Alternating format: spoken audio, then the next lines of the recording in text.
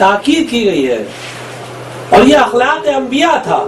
اگر کوئی چاہتا ہے کہ انبیاء کی پیروی کرے، اگر انبیاء کو فالو کرے، اور انبیاء کو فالو کرنے کا ہمیں حکم دیا گیا ہے، ہم واجب ہے کہ ہم انبیاء کو فالو کریں، کیونکہ قرآن کریم میں ارشاد ہوتا ہے کہ لَقَدْ كَانَ لَكُمْ فِي رَسُولِ اللَّهِ أُسْوَةٌ حَسَنَةٌ، پیغمبر اکرم صلی اللہ علیہ وآلہ میں تمہارے لیے بہترین اسوہ ہے، بہترین رول ماڈل ہے، تو ان کو فالو کرنا ہے۔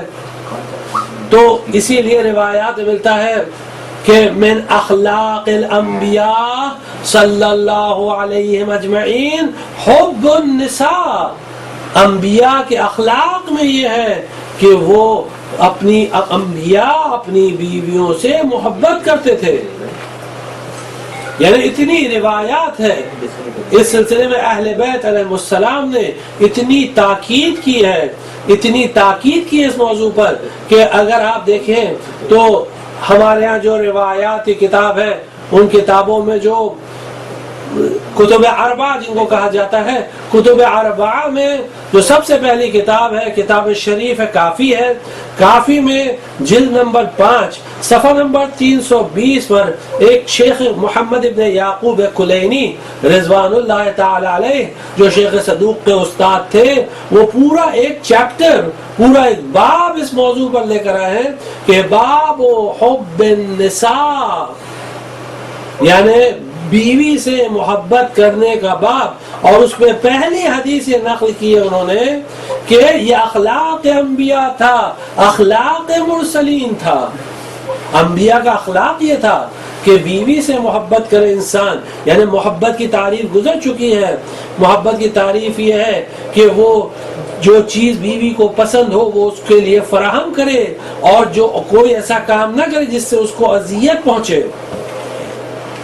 اور اسی باب میں ہم دوسری حدیث جب دیکھتے ہیں تو دوسری حدیث اس طرح ہے کہ امام صادق علیہ السلام فرماتے ہیں کہ ما اظن رجلا یزداد فی الایمان خیرا الا ازداد حبا للنساء، یعنی کوئی بھی شخص، کوئی بھی شے، کوئی بھی چیز انسان کے ایمان میں، انسان کے ایمان کے لیے، اس کے ایمان میں اضافے کے لیے بیوی سے محبت کرنے سے بہتر نہیں ہوتی ہے۔ یعنی جو چیز بہترین ہے اور سب سے زیادہ کارآمد ہے اور سب سے زیادہ یوزفل ہے کہ جس سے انسان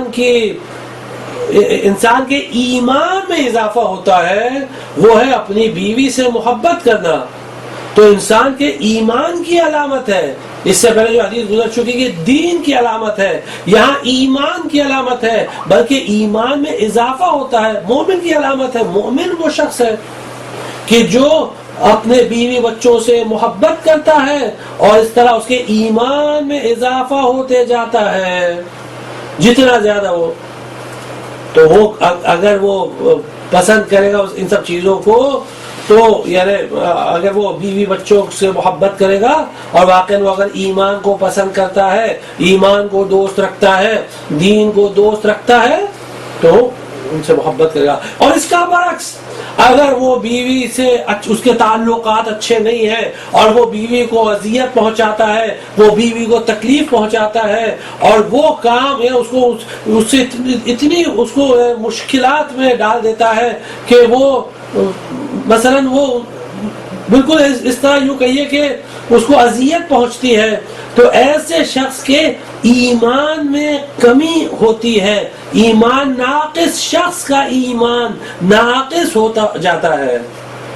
اور اسی باب میں جو 5ویں حدیث ہے، وہ 5ویں حدیث یہ ہے کہ ما اظن رجلا یزداد فی ھذا الامر خیرا الا ازداد حبا للنساء۔ کافی میں اسی باب میں 5ویں حدیث یہ ہے کہ اگر کوئی ولایت اہل بیت میں اضافہ کرنا چاہتا ہے تو بہترین چیز اس کے لیے کیا ہے؟ اپنی بیوی سے بھی محبت کرے۔ یہ روایت ہے امام صادق علیہ السلام فرماتے ہیں. یقیناً آج ہمارے یہاں ہندوستان میں ایسا ماحول ہے کہ ایسے لوگوں کو بڑا مثلا بڑی تشویق کی جاتی ہے کہ بیوی پر ظلم کرے اور مثلا بیوی کو دبا اور کہے کہ دیکھو ماشاءاللہ یہ مرد ہے، یہ شجاع ہے جو زیادہ ظلم کرے. کہ ایسا نہیں ہے. اہل بیت علیہ السلام نے کہا کہ ولایت میں اضافہ ہوتا ہے. ھذا الامر یعنی ولایہ یعنی محبت اہل بیت میں اگر کوئی چاہتا ہے کہ اضافہ کرے تو اہل و عیال سے اچھا سلوک کرے. بہترین چیز ہے. یقیناً ہر وہ آدمی جس کے دل میں ذرہ برابر بھی اہل بیت کی محبت ہے وہ کوشش یہی کرے گا کہ اس محبت اور اس ولایت اہل بیت کو اور زیادہ کرے، زیادہ بڑھائے. اور یہ کیسے بڑھ سکتی ہے؟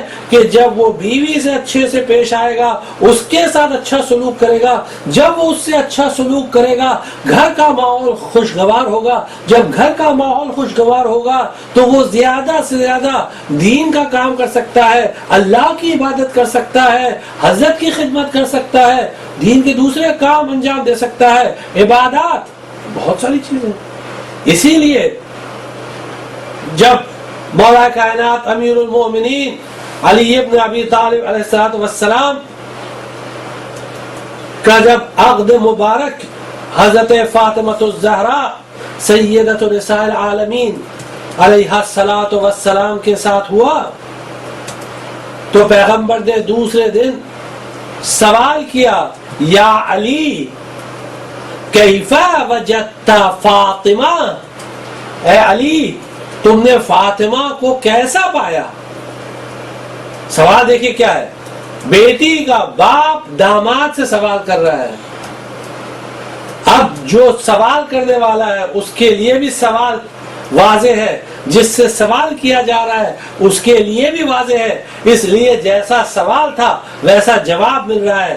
فرماتے ہیں نعم العون علی عبادت اللہ، میں نے فاطمہ کو بہترین مددگار پایا اللہ کی عبادت کے لیے. بہترین مددگار، نعم العون علی عبادت اللہ. تو اگر گھر کا ماحول خوشگوار ہوتا ہے تو شوہر اور بیوی دونوں ایک دوسرے کی مدد کرتے ہیں. ایک انسان اور اس کی زوجہ دونوں ایک دوسرے کی مدد کرتے ہیں تاکہ اللہ کی عبادت کریں اور اپنے ایمان میں اضافہ کریں، دین میں اضافہ کریں، ولایت اہل بیت علیہ السلام میں اضافہ کریں. لیکن اگر خدا نخواستہ اگر گھر کا ماحول خراب ہے، اگر ہمیشہ ایک دوسرے سے لڑتے رہتے ہیں، ہمیشہ ایک دوسرے سے آرگیو کرتے رہتے ہیں، انانیت اور ایگو کا مسئلہ ہوتا ہے، تو اس میں مسئلہ کیا ہوتا ہے؟ مسئلہ یہ ہوتا ہے کہ دین ہاتھ سے جاتا ہے، ایمان ہاتھ سے جاتا ہے، ولایت اہل بیت ہاتھ سے جاتی ہے. یہ سب روایات اہل بیت علیہ السلام ہیں.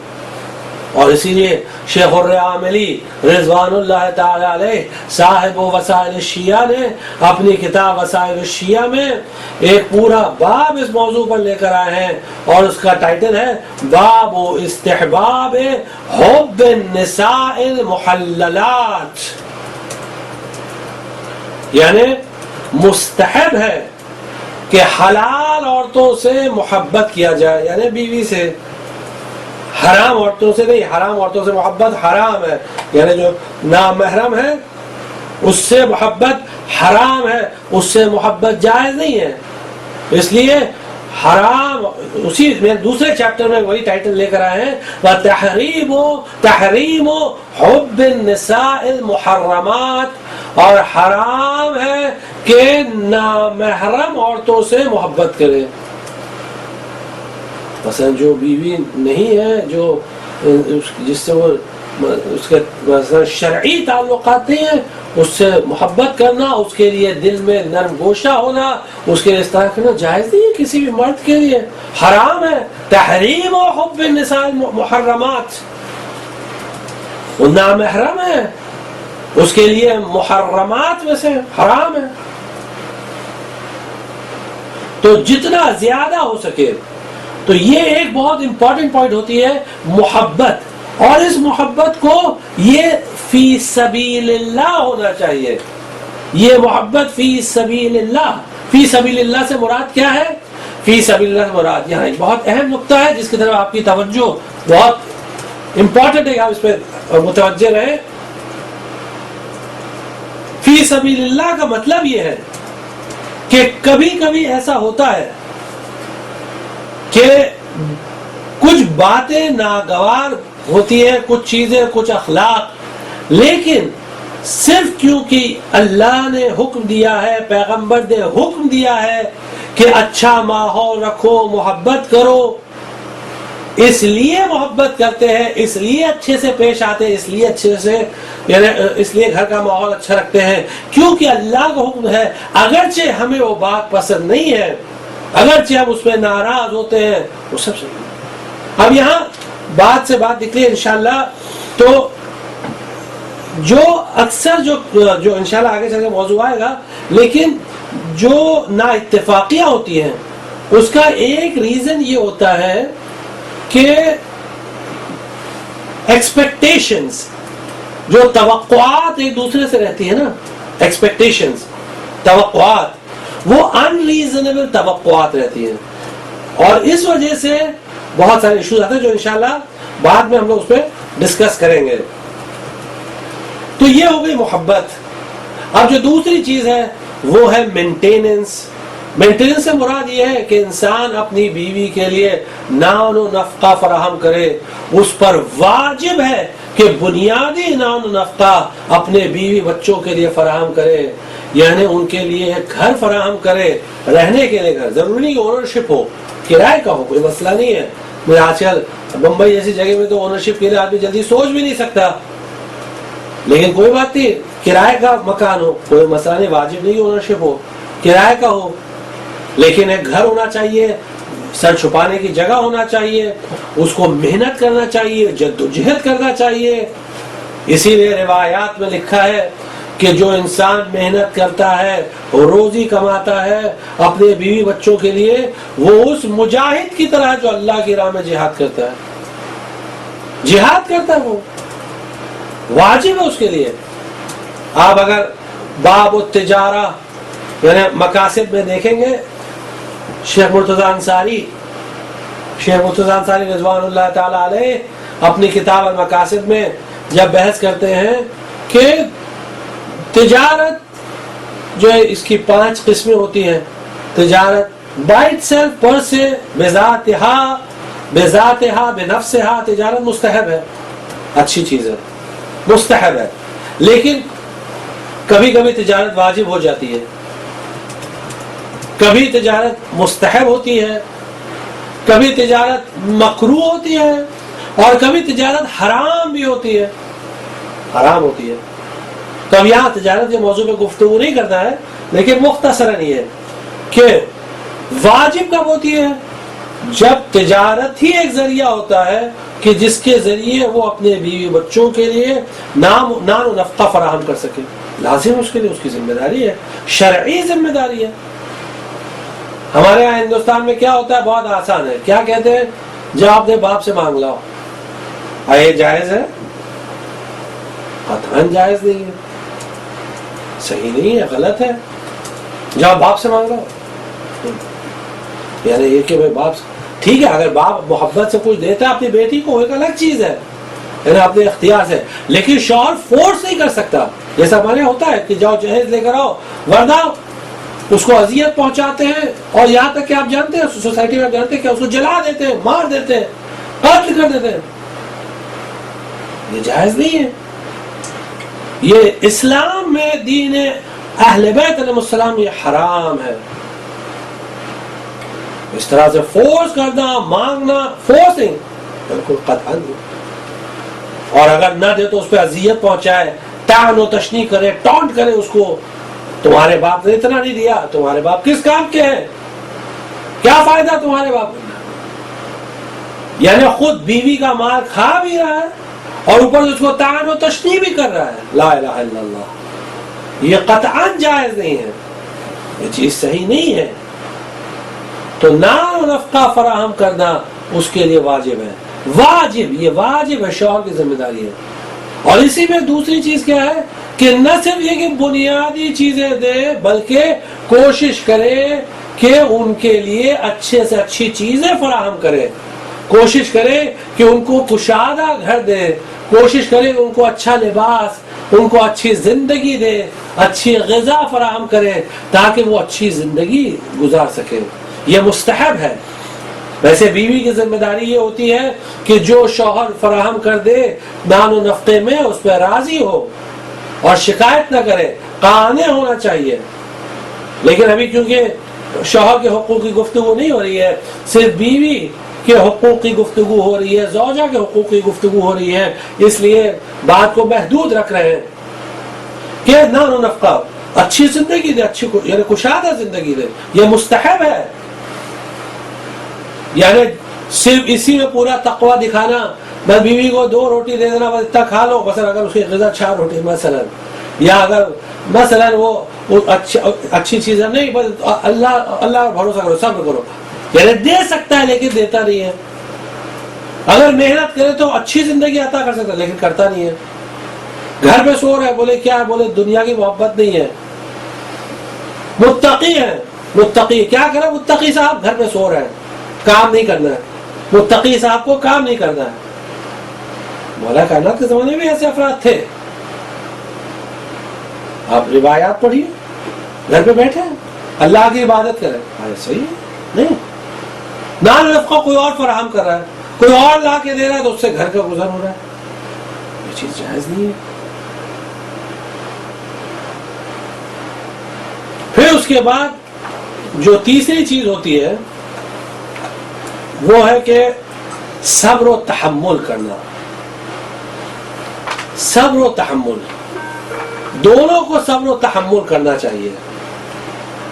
یعنی بیوی کو بھی صبر و تحمل کرنا چاہیے، شوہر کو بھی صبر و تحمل کرنا چاہیے. دونوں کو صبر و تحمل سے، یعنی پیشنس، فاربیرنس، اور ایک دوسرے کی غلطیوں کو نظر انداز کرنا چاہیے. خاص کر شوہر کو اس بات کو سمجھنا چاہیے کہ اللہ نے بیوی کو ایک الگ طریقے سے پیدا کیا ہے. اس کا ایک الگ اخلاق ہے، اس کا الگ جذبات ہوتے ہیں. وہ کبھی بھی آدمی کی طرح نہیں ہو سکتی ہے. آدمی کا ایک الگ کریشن ہے، عورت کا ایک الگ کریشن ہے. یہ 2 مختلف کریشن ہیں، فزیکل طور پر بھی، ایموشنل طور پر بھی، دونوں مختلف ہیں. آپ دیکھتے ہیں کہ عورتیں بہت جلدی رونے لگتی ہیں، بہت جلدی گریہ کرنے لگتی ہیں، مثلا بچوں کی طرح. عورتیں بہت جذباتی ہوتی ہیں، جبکہ مردوں میں، اکثر مردوں میں، کچھ مرد ایسے ہوتے ہیں کہ جن میں عورتوں کے اخلاق پائے جاتے ہیں، ان کی بات نہیں کر رہا ہے، لیکن عام طور سے جو واقعی مرد ہوتے ہیں ان میں اس طرح کے اخلاق نہیں پائے جاتے ہیں. وہ صبر کرتے ہیں، وہ تحمل کرتے ہیں، وہ بہت ساری چیزوں کو برداشت کرتے ہیں. ان میں سے یہ چیز ہوتی ہے، یہ سمجھنا چاہیے. اب اکثر جو جوان آتے ہیں نا، بیوی سے جھگڑا ہوا، کس بات پہ جھگڑا ہوا تو کہتے ہیں کمپیٹیبلٹی نہیں ہے. دیر از نو کمپیٹیبلٹی. کمپیٹیبلٹی کیا ایکسپیکٹ کرتے ہیں؟ کمپیٹیبلٹی یعنی ہم آہنگی، ہارمونی ہو. کیا ایکسپیکٹیشن کیا ہے؟ ایکسپیکٹیشن یہ ہے کہ جیسے ہم ہو ویسی وہ ہو. آیا یہ توقع صحیح ہے؟ جیسے ہم ویسے ہو. پہلی بات تو یہ ہے کہ جب انسان رشتہ دے، کوئی مرد کسی کیا رشتہ دے، تو رشتہ دینے سے پہلے دیکھے کہ جو ویلیوز، جو اقدار کا خود وہ مثلا جن کو پسند کرتا ہے، آیا وہ اقدار، وہ ویلیوز اس گھر میں پائی جاتی ہیں یا نہیں پائی جاتی ہیں. یہ بنیادی چیز ایک دم بیسک.